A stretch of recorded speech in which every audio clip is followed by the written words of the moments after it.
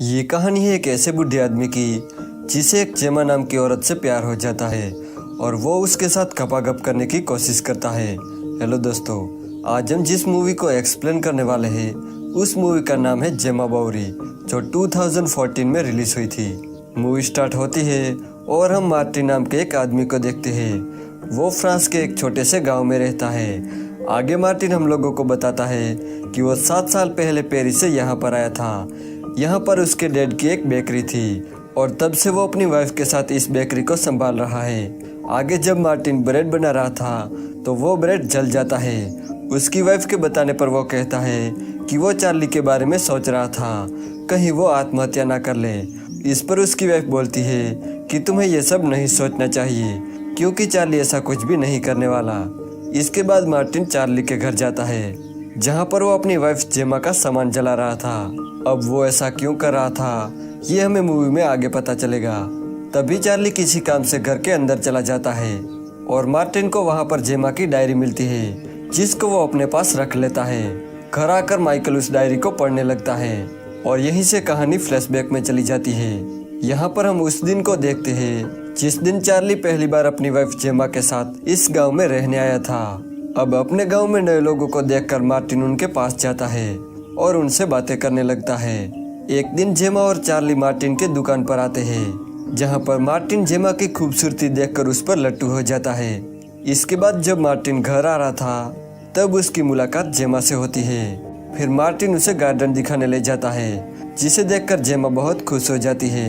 रात को Charlie Martin के घर आता है और उसे कहता है कि उसके घर की बिजली चली गई है। तो मार्टिन उसके घर जाता है और वो बिजली को वापस से चालू कर देता है। तभी वहाँ पर मार्टिन की वाइफ भी आ जाती है और फिर वो चारों मिलकर दारू पीते हुए बातें करने लगते हैं। इसी दौरान मार्टिन बस जेमा को ही देख रहा था।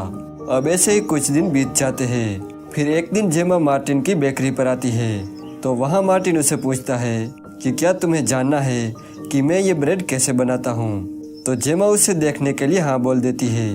तो मार्टिन उसे पीछे वाले कमरे में ले जाता है जहाँ पर वो ब्रेड बनाया करता था। फिर जब जेमा भी ब्रेड बनाने लगती है तो मार्टिन उससे पूछता है कि तुम्हें कैसा लग रहा है। तो जेमा कहती है कि मुझे बहुत अच्छा लग रहा है।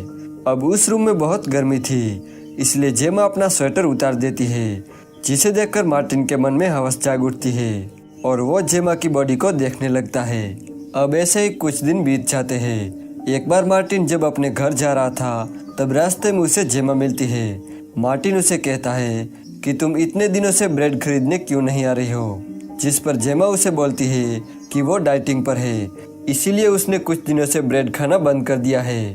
अब ये बोलकर जेमा वहाँ से जाने लगती है लेकिन तभी उसकी पीठ पर एक कीड़ा काट लेता है जिसे जेमा को काफ़ी तकलीफ होती है। इसलिए वो चिल्लाकर मार्टिन को बुलाती है और उसकी हेल्प करने को कहती है। मार्टिन उसकी पीठ चेक करता है और उसे कहता है कि तुम्हें एक जहरीले कीड़े ने काट लिया है और मुझे इसका जहर चूस के बाहर निकालना होगा। तो जेमा उसे ये करने के लिए कहती है। तो मार्टिन बिना समय गवाए उस जहर को बाहर निकालने लगता है लेकिन तभी वहाँ एक लड़का आता है जिसका नाम हर्व था। वो मार्टिन से कहता है कि तुम ये क्या कर रहे हो। अब मार्टिन उसे सारी बातें समझा रहा था लेकिन तभी जेमा नीचे गिरकर बेहोश हो जाती है। ये देखकर वो दोनों उसे हॉस्पिटल में लेके जाते हैं जहाँ डॉक्टर जेमा को एक इंजेक्शन लगाता है और उसे कहता है कि अब तुम खतरे से बाहर हो।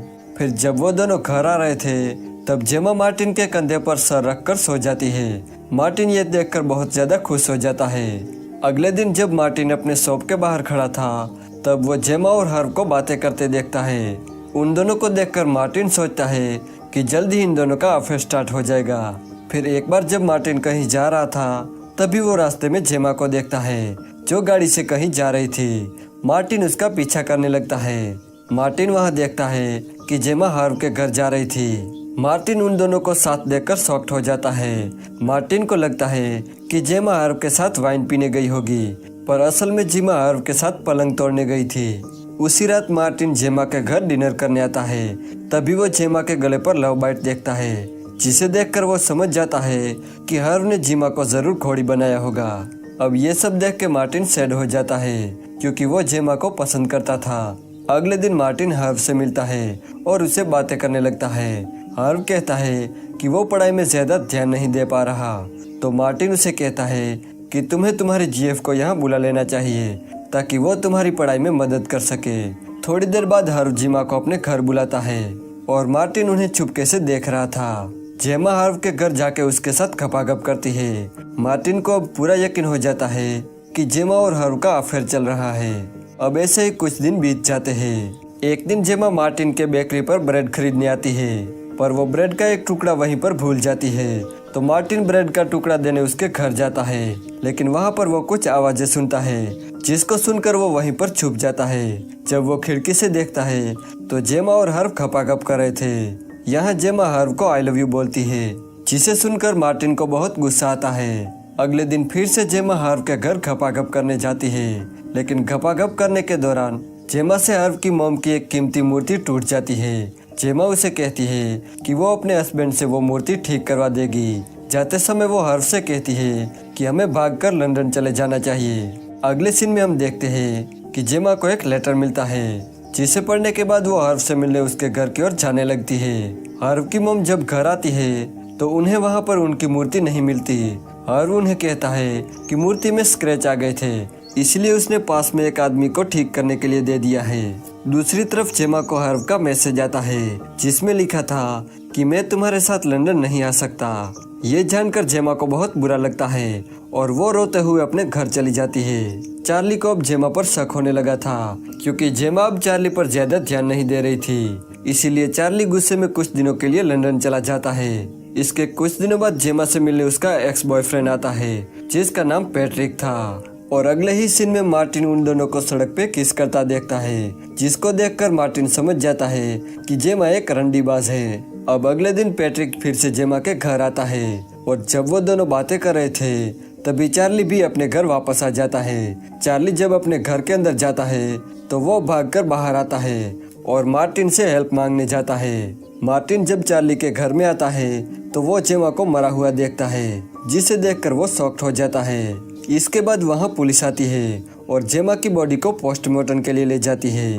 फिर उसी रात जब पोस्टमार्टम की रिपोर्ट आती है तो मार्टिन को पता चलता है कि जेमा की मौत गले में ब्रेड फंसने की वजह से हुई है। फिर ये बात अगले दिन मार्टिन चार्ली को बताता है, जिस पर चार्ली उसे बोलता है कि जेमा की मौत उसकी वजह से हुई है, क्योंकि जब वो घर में गया तो उसने पैट्रिक को जेमा को घोड़ी बनाते देखा, जिसको देखकर उसे लगा कि वो जेमा के साथ जबरदस्ती कर रहा है, इसलिए वो उसके साथ लड़ने लगा।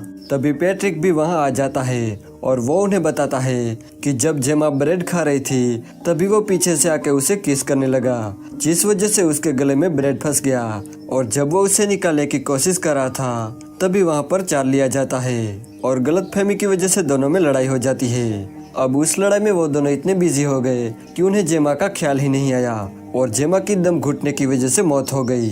अब यहाँ से फ्लैशबैक खत्म हो जाता है और फिर हम यहाँ पे मार्टिन के बेटे को देखते हैं, जो मार्टिन को बताता है कि हमारे पास में एक रशियन कपल रहने के लिए आए हैं। अब ये सुन के मार्टिन तुरंत उनसे मिलने जाता है और यहीं पर ये मूवी एंड हो जाती है।